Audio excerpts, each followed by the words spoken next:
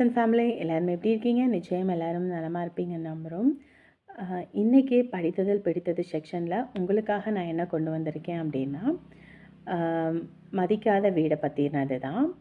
மதிக்காத வீட்டின் மண்ணை கூட மிதிக்காதே, பொருந்தாத வீட்டின் பொருந்திக் கொள்ள நினைக்காதே, விரும்பாத வீட்டிற்கு விருந்தினராக கூட செல்லாதே அப்படின்றது தான். என்னென்னா, நம்மக்கிட்ட காசு பணம் இருக்கும்போது நம்ம சொந்தம் பந்தம் எல்லோரும் நம்மளை தேடுவாங்க. அது இல்லாத பட்சத்தில் நம்மளை யாரும் மதிக்கக்கூட மாட்டாங்க. ஸோ எதுவுமே நம்மக்கிட்ட இருக்கும்போது ஒருத்தர் வீட்டுக்கு போகணும், இல்லாத போது போகக்கூடாது. அப்படி போனோம்னா நம்மளோட மதிப்பு வெளியே கிடக்கிற காலணிக்கு ஏற்றாப்புல தான் இருக்கும். ஸோ இதை தான் உங்ககிட்ட நான் ஷேர் பண்ணிக்கணும்னு நினச்சேன். இப்போ வாங்க வீடியோக்குள்ளே போகலாம். பாருங்க மச்சான், இந்த இடத்துல நம்ம கடையை போட்டோன்னு வைங்க, நல்லா ஓடும். இந்த சைட்லாம் அங்கிட்டு நம்ம அடுப்படி போட்டுக்கலாம், அந்த பக்கத்தில் வடை போண்டாலாம் போட்டுக்கலாம், அங்கிட்டு கரண்டும் இருக்குது. அதனால ஒன்றும் பிரச்சனை இல்லை. கிரைண்டர்லாம் போட்டுக்கிட்டா கூட நல்லா செஞ்சுக்கலாம். ஆமாங்க மச்சான், ஏற்கனவே இருந்த இடத்துல பார்த்தீங்கன்னு வைங்களா, வெறும் டீ கடை மட்டும்தான். ஏன்னா பஜ்ஜி போண்டாலாம் நம்ம ரெடி பண்ணணும். இப்போ இதுக்கு போண்டா வடைக்கெல்லாம் மாவு ரெடி பண்ணால் கூட நம்ம பின்னாடி போய் அவங்க வீட்டுக்கு இதில் போய் அரைச்சி எடுத்துகிட்டு வர மாதிரி இருக்கும். இங்கே எல்லாமே இருக்குது. தண்ணி வசதிக்கு எந்த குறையும் இல்லை. நம்ம ஓசு போட்டு எடுத்துக்கலாம். ஏன்னா ஒரு 2 ட்ரம்மு மட்டும் வாங்கினா போதும். பிடிச்சி நம்ம நிறச்சி வச்சுக்கலாம். நிறச்சி வச்சுட்டோம்னா டக்குன்னு வேலையை முடிச்சுக்கலாம். ஆமாங்க மச்சான். இப்போ கடைக்கு இப்போ என்னென்ன ஜாமான் வாங்குற மாதிரி இருக்கும். இப்போ நம்ம இந்த டீ வைக்கிற பாய்லர் ஒன்று வாங்கணும், பால் காய வைக்கிறதுக்கு ஒன்று வாங்கணும், டிகாசன் வடிகட்டி, அப்புறம் ஒரு 30-40 கண்ணாடி கிளாஸ் வாங்குற மாதிரி இருக்குங்க. அப்புறம் இந்த நம்ம கிரைண்டரு மிக்சி, ஏன்னா நம்ம ஒரு சில சட்னி எல்லாம் கேட்பாங்க. நம்ம சட்னியும் கொடுத்தோம்னா இன்னும் நல்ல சேல்ஸுக்கு ஆகும். சரி மச்சான், கிரைண்டர்லாம் வந்து கமர்ஷியலில் வாங்கிடலாம். இல்லை சாதாரண கிரைண்டரே போதும். இல்லை மச்சான், இப்போ நீங்கள் சாதாரண அதை வாங்கினீங்கன்னு வைங்களேன், ஒரு மாதம் 1 வருஷத்துக்கு நல்லா ஓட்டலாம். அதுக்கப்புறம் மறுபடியும் ரிப்பேர் ஆகி மறுபடியும் நம்ம வாங்கி எல்லாம் பண்ணுற மாதிரி இருக்கும். நம்ம வாங்கும்போதே நல்லா கமர்ஷியலாக நல்லா பெருசாக வாங்கிட்டோம்னா ஒன்றும் பிரச்சனை இல்லை. இப்போ இருக்க அமௌண்ட்டுக்கு எது தேவையோ அதை மட்டும் வாங்கிக்குவோம். அப்புறம் இந்த டேபிள் அது இதெல்லாம் வாங்க வேண்டியது இருக்குது. அதுக்கெல்லாம் ஒரு அமௌண்ட் ஆகிடும். இப்போ அட்வான்ஸ் வேறு கொடுக்கணும், இன்னும் கடைக்கு திருச்சி அங்கிட்டுலாம் வேலை பார்க்கணும். அதுக்கு பட்டாது மச்சான் காசு. ஐயா, அதெல்லாம் நான் பார்த்துக்கிறேன். நீங்கள் என்னென்ன வாங்கணுமோ எல்லாம் லிஸ்ட்டு போடுங்க, பார்த்துக்கலாம். அதாம்மா, நல்லா லைட்டு செட்டு தான். ஏன்னா நம்ம ராத்திரி நேரத்தில் பார்த்தீங்கன்னா போக்குவரத்து வியாபாரம் நல்லபடியாக இருக்கும். நம்ம நல்ல லைட்டெல்லாம் கட்டி விட்டு நல்ல ஃப்ளக்ஸ் எல்லாம் வச்சு நல்லா பண்ணோன்னு வச்சுக்கோங்களேன், எல்லாரும் நம்ம கடைக்கு வருவாங்க. என்ன மச்சான் சொல்கிறது? அதுவும் இல்லாமல் மொதல் நாள் வந்துட்டு நம்ம லாபத்தை எதிர்பார்க்கக்கூடாது. ஃபஸ்ட்டு டேவே நம்ம நல்லா வந்துட்டு ஆஃபர்லாம் கொடுக்கணும். என்ன மச்சான் சொல்கிறீங்க? டேஸ்ட்டு கொடுத்தா பத்தாதா? என்ன மச்சான் இருக்கீங்க? நம்ம இந்த மாதிரி கடை இருக்குன்னு மற்றவங்களுக்கு தெரியாதுல்ல. இந்த மாதிரி ஆஃபர்லாம் கொடுத்து அங்கங்கே நம்ம எல்லா ஸ்டிக்கர்லாம் வாங்கி ஒட்டி விட்டோம்னா தானே சரி இங்கிட்டு கடை இருக்குது போல இருக்குது, பரவாயில்ல நம்ம போய் வாங்குவோம் வைப்போம் அப்படின்னு மற்ற பேருக்கு தெரியும். அதனால் நம்ம இதெல்லாம் பண்ணி தான் ஆகணும். அப்போ தான் நமக்கு 4 பேர் வருவாங்க. சரிங்க மச்சான். நல்ல நேரம் முடியறதுக்குள்ள ஐயாவுக்கு அட்வான்ஸ் பணத்தை கொடுத்துருங்க. சரிங்க. வாங்க 2 பேரும் சேர்ந்து கொடுங்க. ஐயோ, நான் கொடுக்கக்கூடாதியா. எனக்கு புள்ள குட்டியும் இல்லை, அவரும் வேற இறந்துட்டாரு. நல்ல காரியம் நல்லபடியாக தொடங்குறீங்க. இதில் வேற நான் கொடுத்து ஏதாவது ஒன்று கிடக்க ஒன்றுனா வேண்டாம்ப்பா. தம்பி ரொம்ப நல்ல மனசுக்காரராக இருக்காரு. அவர் கையில் கொடுத்து அவரை கொடுக்க சொல்லுங்க. அம்மா, என்னம்மா அப்படி பேசிட்டு இருக்கீங்க? இல்லைப்பா, சொன்னால் புரிஞ்சுக்கோங்க. அவங்க நல்ல விஷயத்த ஆரம்பிக்கிறாங்க. நம்ம கொடுத்து ஏதாவது கஷ்டம் வந்துருச்சுன்னா என்னையா பண்ணுறது? பிள்ளைங்க நல்லா இருந்தால் போதும், எப்போ வேணாலும் நம்ம கொடுத்துக்கலாம், வச்சுக்கலாம். என்னங்க மச்சான், நீங்களே கொடுத்துருங்க. சரிங்க மச்சான். அப்போ நீ ஆண்டவனே, என் மச்சானு என் தங்கச்சியும் பட்ட கஷ்டங்கள் எல்லாமே உனக்கு தெரியும். அவங்க முதல்ல ஒரு விஷயத்த முதல் படி எடுத்து வைக்கிறாங்க. அவங்க வாழ்க்கையில் இனி எல்லாமே வெற்றியும் ஜெயமாகவே இருக்கணும். நீ தான்பா அருள் புரியணும். என்னங்க ஐயா, வாங்கிக்கோங்க. 3 மாதத்து வாடகையா 5 மாதத்து வாடகை கேட்டிருந்தீங்க. சரிங்கப்பா, 17,500 வருங்க. அதில் 18,000 இருக்குது. சரிப்பா. இப்போ உங்களுக்கு என்னென்ன கடையில் வந்துட்டு பெயிண்ட் அடிக்கணுமா இல்லை என்னென்னு சொல்லிடுங்க. கூரையை மாற்றுறதுனால நான் மாற்றி கொடுத்துட்றேன். கூரையை மட்டும் மாற்றி கொடுத்துருங்க. பெயிண்ட்டு, ஆமாம் பெயிண்ட்டும் அடித்து கொடுத்துருங்க. சரிங்க, நான் எல்லாம் பண்ணி கொடுத்துட்றேன். கடையை நீங்கள் காலி பண்ணுற மாதிரி இருந்துச்சு அப்படின்னா நீங்கள் இதே மாதிரி பெயிண்ட் அடித்து எனக்கெல்லாம் நீட் பண்ணி கொடுத்துடணும். அதெல்லாம் பண்ணி கொடுத்துடலாங்க. சரி, அப்போ நான் வரட்டுங்களா? போயிட்டு வாங்கய்யா. ரொம்ப நன்றிண்ணே. நம்ம ஊருக்காரவங்க யாரும் எனக்கு உதவி பண்ணுவாங்களா என்னன்னு தெரியல, ஆனால் தக்க நேரத்தில் நீங்கள் வந்து உதவி செஞ்சீங்க. இந்த நன்றியை நான் என்னைக்கும் மறக்க மாட்டேன். இருக்கட்டுமா, இதில் என்ன இருக்கு, வரேன். மச்சான், இனிமே இது உங்கள் கடை மச்சான், உங்கள் கடை. இங்க இருந்து யாரும் உங்களை வேலை விட்டுன்னு போகும்னு சொல்ல முடியாது. யாரையும் நீங்க தான் வேலைக்கு வைக்கிற மாதிரி இருக்கும். சரிங்களா? என்ன ஏன் அலறீங்க? ஏன் நல்ல நேரத்துல எதுக்கு நீ அழுதுகிட்டு கிடக்குற? இல்ல மச்சான், ஒரு காலத்துல அங்க வேலை செஞ்சுட்டு அது அவரோட கடன் கூட இல்ல, என்னோட சொந்த கடை மாதிரி அம்பிட்டு வேலை இழுத்து போட்டு பார்த்தேன். ஆனா அந்த ஆறுமுகத்தோட பேச்சை கேட்டுக்கிட்டு என்னை வேலையை விட்டு தூக்கிட்டாரு. அதை நினைக்கும் போது நீங்க சொன்ன வார்த்தை ஞாபகம் வந்துருச்சு. விடுங்க மச்சான், அவங்களாம் அப்படி பண்ணி ஓட விரட்டினதுனாலதான் இன்னைக்கு நீங்க ஒய்யாரமா ஒரு இடத்துல வந்து உட்கார போறீங்க. இன்னைக்கு நீங்க டீ கடை வச்சு நல்ல நிலைமைக்கு வர்றீங்களா இல்லையான்னு மட்டும் பாருங்க. எனக்கு பெருசாலும் ஆசை எதுவும் இல்லை மச்சான். நான் கல்யாணம் ஆனதுனால இருந்து உங்க தங்கச்சிக்கு ஒண்ணுமே செஞ்சதில்லை. அவளை நல்லபடியா பாத்துக்கணும், அது மட்டும்தான். கஷ்ட நேரத்துலயா இருக்கட்டும், எந்த நேரத்துல இருந்தாலும் என் கூடயே நின்னவ, அவளை நல்லபடியா பாத்துக்கணும், அவ்வளவுதான். அதெல்லாம் நல்லபடியா நடக்கும் மச்சான். ஐயா அழகு இந்தாயா. என்னது அது? வேற ஒன்றும் இல்லையா, இது உங்க மாமாவோட ஞாபகார்த்தமா அவர் போனோனையும் என் கூடயே வச்சிருந்தேன். இப்போ இது வீட்டில் பூட்டி கிடந்து என்ன பிரயோஜனம்? உனக்கு தான் இது முக்கியமான தேவை. இதை அடகு வச்சோ இந்த வித்தோ நீ கடையை நல்லபடியாக செலவு பண்ணி நல்லா பண்ணியா? இதெல்லாம் வேணாத்த, மாமாவோட ஞாபகத்தமா வச்சிருக்கீங்க. அதுவும் இல்லாம ஒவ்வொரு பொண்ணுக்கு இது எவ்வளவு விலை மதிப்பு இல்லாத ஒரு பொருள். இதை போய் நீங்க அதெல்லாம் வேண்டாம். ஐயா உங்களை நான் வாழ வைப்பேன், நீங்க கூட்டிட்டு வந்திருக்கேன். என்னால முடிஞ்சது இதுதான், நீங்க கண்டிப்பா வாங்கிட்டே தான் ஆகணும். ஐயோ அத்தை, இதெல்லாம் கொடுத்து என்ன தர்ம சங்கடத்துக்கு ஆளாக்காதீங்க அத்தை. இதெல்லாம் எனக்கு வேண்டாம், நீங்க வைங்க. சொன்னா கேட்கணும், இத புடி சரியா? அத்தை, இந்த கடனை என்னத்த போய் நான் எவ்வளவு காசு கொடுத்தாலும் இந்த கடனை அடைக்க முடியாது அத்தை. அடே வையடா, இப்பதான் நான் தூக்கி வளர்த்த புள்ள, உனக்கு ஒரு கஷ்டம் விட்டுற முடியுமா? அத்தை, நீங்க என்ன தூக்கி மட்டும் தான் வளர்த்தீங்க. ஆனா என்ன பெத்தவ, என்னை பத்தி கொஞ்சம் கூட யோசிக்கல. நீங்க என்ன ரொம்ப சங்கடப்பட வைக்கிறீங்க அத்தை. அவங்க உன்னை 10 மாசம் சுமந்து பெத்த எடுத்தவங்களா இருக்கலாம், ஆனா என் அண்ணன் உன்னை நெஞ்சில சுமந்திருக்கான். என் அண்ணன் அவன் என்னை பிள்ளையா பார்த்திருக்கான். அப்படி போது அவன் பிள்ளைய நான் பார்க்கறது வேணாமா? புடியா, இனிமே உனக்கு எல்லாம் வெற்றி நிச்சயம்தான். தொட்டது தொடங்கும், வச்சது விளங்கும். நீ இன்னைக்கு வேணா சாதாரணமா இருக்கலாம், ஒரு நாள் இல்லை ஒரு நாள் உயர்ந்து நிக்க போற பாரு. நீ நினைச்ச மாதிரியே அந்த ஊருக்கு கௌரவமா போய் கார்ல இறங்குவ, அது நிறைவேறும் பாரு. ஓகேடி ஓகே, உன் மாம்ச வர சொல்றேன் சரியா? ஆமா நான் வர முடியாதுடி, எனக்கு இன்னைக்கு ஓவர் டைம் வேற போட்டாங்க. ஹெச்ஆர் வேற எனக்கு பர்மிஷனும் கொடுக்கலடி, புரிஞ்சுக்கோ சரியா? ஓகே நீ வந்துடு சரியா, பேசிக்கலாம். Excuse me. என்ன மேடம் சொல்லுங்க. எனக்கு உங்களால ஒரு காரியம் ஆகணுமே. என்னது? என்னோட பெரியப்பா பொண்ணு இருக்கால்ல. யாரு? அதான் தனா. ஓ என்னமாமா? அவளுக்கு இங்கே தான் கேம்பஸ்ல செலக்ட் ஆயிருக்காளாமா. அதனால அவ இங்கே ஒரு 2 நாளைக்கு மட்டும் ஸ்டே பண்ணிக்கிறேன், அதுக்கப்புறம் நான் ரூம் பார்த்து போயிடுறேன்க்கா அப்படின்னு சொல்லிட்டு இருக்கா. போய் கூட்டிட்டு வரீங்களா? ஓ அப்படியா, சரி சரி வரட்டும், ஒன்றும் பிரச்சனை இல்லைல்ல. அதான் கிளம்பிட்டாலாமா, பக்கத்துல இருக்கேன்னா போயிட்டு கூட்டிட்டு வந்துடுறீங்களா? எனக்கு வேற பர்மிஷன் இல்லைன்னு சொல்லிட்டாரு, அதுவும் இல்லாம ஓவர் டைம் வேற, என்ன பண்றதுன்னே புரியல. உங்களுக்கு ஓவர் டைமா? உனக்குமா? ஆமாப்பா எனக்கும் ஓவர் டைம் தான். ஷோ என்னங்க இது, இப்ப அவ வேற வருவா, அவளை கூட்டிட்டு வேற வரணும், என்ன பண்றது இப்போ? அதுவும் இல்லாம எனக்கு படிக்க வைக்க அப்பாட்ட காசே இல்லாம ரொம்ப கஷ்டப்பட்டப்போ பெரியப்பா தான் எனக்கு அவ்வளோ கொடுத்து உதவி இருக்காரு. இன்னைக்கு அவங்க பொண்ணுக்கு ஒரு உதவி செய்யலைன்னா பெரியப்பா நம்மளை பத்தி என்ன நினைப்பாரு சொல்லுங்க பாப்போம். ஏய் என்ன ஆச்சுப்பா? அது ஒண்ணும் இல்ல. என்னன்னு சொல்லுங்க முதல்ல. எனக்கு இன்னைக்கு ஓவர் டைம் போட்டாங்கடா, அதுவும் இல்லாம நான் ஒர்க் பண்ணி ஆகணும், இவளுக்கும் ஓவர் டைமா.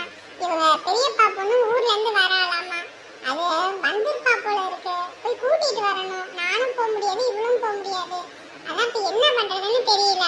இப்போ என்ன கூட்டிட்டு வரணும் அவ்வளவுதானே, நான் போய் கூட்டிட்டு வரேன். உன்னை யாருன்னே அவளுக்கு தெரியாதுல்ல. இதுல என்னப்பா இருக்கு, போட்டோ கொடுத்தீங்கன்னா நான் போயிட்டு அவங்கள பார்த்து கூட்டிட்டு வர போறேன், இதுல என்ன இருக்கு? இல்லடா உனக்கு ஓவர் டைம் இல்லையா? என்னோட ஒர்க்கு என்னோட ப்ராஜெக்ட்லாம் கிளியர் ஆயிடுச்சுப்பா, இப்போ நான் ஃப்ரீயா தான் இருக்கேன். அதுவும் இல்லாமல் நைட்டு நாங்கள் வீட்டுக்கு வரவும் லேட் ஆகிடும், நீ அவளை வீட்டுக்கு கூட்டிகிட்டு போயிரு, நாங்கள் முடிச்சுட்டு வேணா வந்துடுறோம், பரவாயில்லையா? எனக்கு எந்த பிரச்சனையும் இல்லை, உங்களுக்கு எந்த பிரச்சனையும் இல்லைன்னா ஓகே, நான் கூட்டிகிட்டு போயிடுறேன். சரி அப்போ நான் உனக்கு வாட்ஸ்அப் பண்ணிடுறேன் ஃபோட்டோவை, நீ என்னன்னு பார்த்து கூட்டிகிட்டு வந்துடு, ஓகேவா? ஓகேப்பா. அப்பனே ஆண்டவா, நீதான்பா அருள் புரியணும்.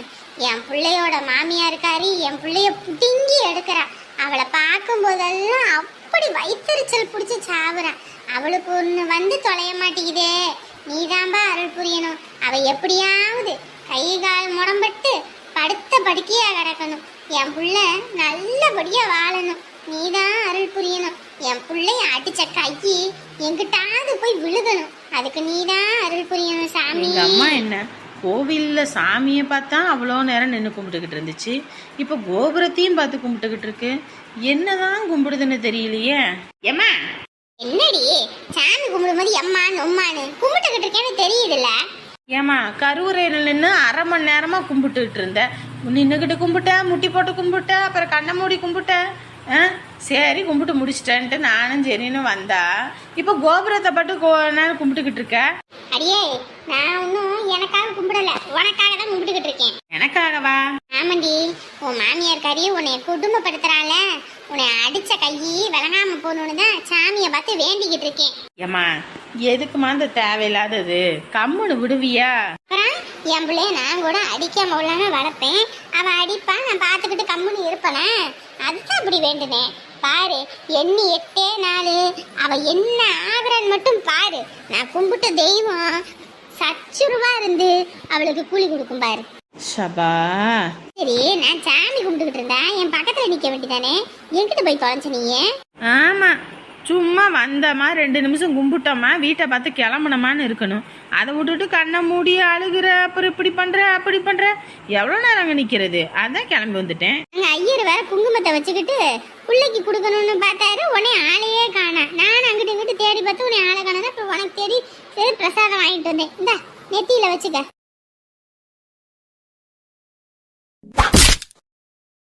எடுபட்ட பையன் எப்படி ஓடுறான்னு பாரு, இடிச்சு விட்டு. டேய் மகனே, கையில கட்டச்ச உன்னை உண்டெல்லாம் ஆக்கி போடுவேன் பாத்துக்க. ஐயோ, பிள்ளைக்குன்னு குங்குமம் வாங்கி வச்சிருந்தேன், இப்படி கீழே தவற விட்டுவிட்டு போயிட்டானே.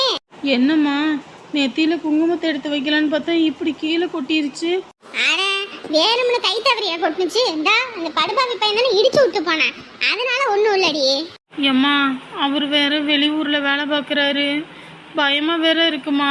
அதுவும் இல்லாமல் காலங்காலத்திலேயே என் மாமனார் வாய்க்கு வந்தபடி அபசக்கூடமா நீயும் இப்படி பிரச்சனை பண்ண, அவளும் இப்படி பிரச்சனை பண்ணட்டும், அதை இதுன்னு சொன்னீங்கன்னா அப்புறம் அவனுக்கு ஏதாவது ஆயிடும் அப்படி இப்படின்னு பயமுறுத்தி விட்டாருமா.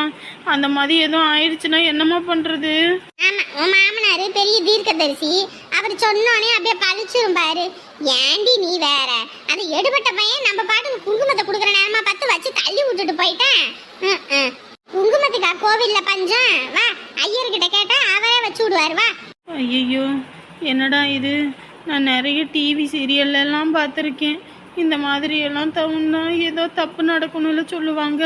என்னடி, வாடி போய் வாங்குவோம். என்னடி அப்படியே சலகணக்கா நின்னுகிட்டு இருக்கவ? இல்லைம்மா, இந்த நாடகங்கள்ல எல்லாம் போடுவாங்க இந்த மாதிரி குங்குமம் தவறுனா ஏதோ புருஷனுக்கு ஆகும்னு. அந்த மாதிரி எதுவும் ஆயிடுச்சுன்னா என்னம்மா பண்றது? அட போடி வீணா போனவளே. அவரு பாட்டுக்கு ஆபீஸ்ல ஏசி ரூம்ல உட்காந்து வேலை பாக்குறாரு, அவருக்கு எதாவது ஆக போகுதா? வீணா போனவ. வாடி, டிவி சீரியலை பார்த்து கெட்டு போய் இருக்கிறா. அப்படி பார்த்தா சொட்டையா இருக்க எத்தனையோ பேரு டிவி விளம்பரத்தை பார்த்து எண்ணெயை வாங்கி தேய்க்கிறாங்க. அப்படின்னா அவங்களுக்கு காடு மாதிரி இல்ல முடி முளைச்சிருக்கணும், அப்படிதான் ஒண்ணும் முளைக்கலையே. ஐயோ, பக்கு பக்குன்னு என்ன நெஞ்செல்லாம் அடிக்குது. அவருக்கு ஃபோன் பண்ணி பேசுவோமா? ஏற்கனவே எப்போ பேசினாலும் சண்டை போடுறோன்றாரு, ஃபோன் பண்ணால் எடுப்பாரா? This number currently not reachable. Please try again later. நீங்கள் டயல் செய்த வாடிக்கையாளரை தற்சமயம் தொடர்பு கொள்ள முடியவில்லை. நீங்கள் காத்திருக்கலாம், பின்பு மீண்டும் அழைக்கலாம். அந்த பைக்கோட ரேட் பாத்தீங்கன்னா 3.5 லட்சம் ரூபாய் வரும். 3 லட்சமா? எனக்கு இந்த பைக்கு தான் பிடிச்சிருக்கு. ஏண்டா 3 லட்சம் சொல்றாங்கடா, அந்த அளவுக்கு நான் பணம் கொண்டு வரல, வெறும் 2 லட்சம் தான் கொண்டு வந்திருக்கேன். நீ சின்னதா 2 லட்சத்துக்கு ஏத்தாப்புல ஒரு பைக் எடுத்துக்கடா. இதை வாங்கி கொடுக்குறமா இருந்தா வாங்கி கொடு, இல்லையா எனக்கு பைக்கும் வேணாம் ஒன்றும் வேண்டாம். என்னடா இப்படி புரிஞ்சுக்காம பேசுற?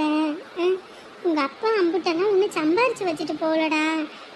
2 லட்சத்துக்கு உண்டான பைக் எடுத்துக்க, நான் என்ன 1,50,000த்துக்கா எடுன்றேன். புரிஞ்சுக்கடா தம்பி. எனக்கு இதுதான் வேணும், இது வேணும்னா எனக்கு வேற எதுவும் வேண்டாம். சரி சரி கத்தாத, ஆள் இருக்காங்க, எதுவும் நினைச்சுக்க போறாங்க. அப்புறம் நான் பட்டுக்கு தானே செவனேன்னு இருந்தேன், பைக் வாங்கி தரேன் வான்னு கூட்டிட்டு வந்தல, கேட்கறத வாங்கி கொடு. என்ன இந்த பையன் இப்படி இருக்கான்? கொஞ்சம் கூட டீசென்சியே இல்லாம, ச்சே, எப்படிதான் இப்படி இருக்காங்களோ தெரியல. இந்த அம்மாவும் பையன் பண்றதுக்கெல்லாம் சரி சரின்னு தலையாட்டிட்டு இருக்கு. இழுத்து போட்டு 4 அப்பா அப்படின்னா இந்த மாதிரி வந்து பேசுவானுங்க. ஐயா, அந்த பைக்கு தான் தம்பிக்கு பிடிச்சிருக்குன்றான். அந்த பைக்கு எம்பிட்டுங்க வரும்? நான் தான் சொன்னேன்லம்மா, ஜிஎஸ்டி டாக்ஸ் எல்லாமே சேர்த்து ஒரு 3.5 லட்சம் ரூபாய் வரும். 3 லட்சம் ரூபா வருங்களா? தம்பி, நான் வெறும் 2 லட்சம் ரூபா தான் எடுத்துட்டு வந்திருக்கேன். ஒரு 1.5 லட்சம் ரூபாய்க்கு டியூ மாதிரி எதுவும் போட்டுக்கலாங்களா? அதெல்லாம் ஒன்றும் பிரச்சனை இல்லைங்க, பார்த்து போட்டுக்கலாம். சரிங்களா? சரிங்க. இப்போ 1.5 லட்சத்துக்கு பார்த்தீங்கன்னா 3 வருஷத்துக்கு டியூ கட்டுற மாதிரி போட்டுக்கலாங்களா, இல்லை ஒரே வருஷம் போட்டுக்கலாங்களா? ஒரு வருஷத்துக்கு எவ்வளோங்க கட்டணும்? இப்போ ஒரே வருஷத்துல நீங்க முடிக்கிறீங்க அப்படின்னா ஒரு மாசத்துக்கு 15,000 ரூபாய் கட்டுற மாதிரி இருக்கும். அதுவே 2 வருஷம்னா 10,000 ரூபாய். அதே 3 வருஷம் கட்டுற மாதிரினா 5,000 ரூபாய் கட்டுற மாதிரி இருக்கும். அத்தாடி, அம்புட்டு கட்டுற மாதிரி இருக்குமா? ஐயோ, அம்புட்டுக்கு என்ன பண்றது? ஏய் தம்பி, என்னடா இவர் இப்படி எல்லாம் சொல்றாரு? 3 வருஷத்துக்கு நீ கட்டிடுவியா மாசம் மாசம் 5,000? என்னால் 10 ரூபா கூட சல்லி பைசா கூட கட்ட முடியாது. எனக்கு வாங்கி கொடுனா வாங்கி கொடு, நீ என்ன பண்ணு ஏது பண்ணு அதை பற்றி எனக்கு கவலை கிடையாது. ஏன்பா, நானும் வந்ததுல இருந்து பாத்துக்கிட்டு இருக்கேன். இந்த ஷோரூம்ல எத்தனையோ பேர் அவங்க பசங்களுக்கு பைக் வாங்கி கொடுத்துருக்காங்க. ஆனா யாரும் இந்த அளவுக்கு திமிரு பேச்சு பேசுனது இல்லப்பா. ஏன்பா, பார்த்தா படிச்ச மாதிரி இருக்க, கொஞ்சம் கூட டீசென்சியே இல்லாம இவ்வளவு இன்டீசென்டா பிஹேவ் பண்ணிட்டு இருக்க. அவங்கதான் இவ்வளவு பொறுமையா சொல்றாங்கல்ல. இதுவும் அவங்க 2 லட்சம் ரூபா நான் கட்டுறேன், ஒரு 1.5 லட்சத்துக்கு உன்னை லோன் கட்ட முடியாதா? அந்த அளவுக்கு நீ கையாலாகாதவனா இருக்க.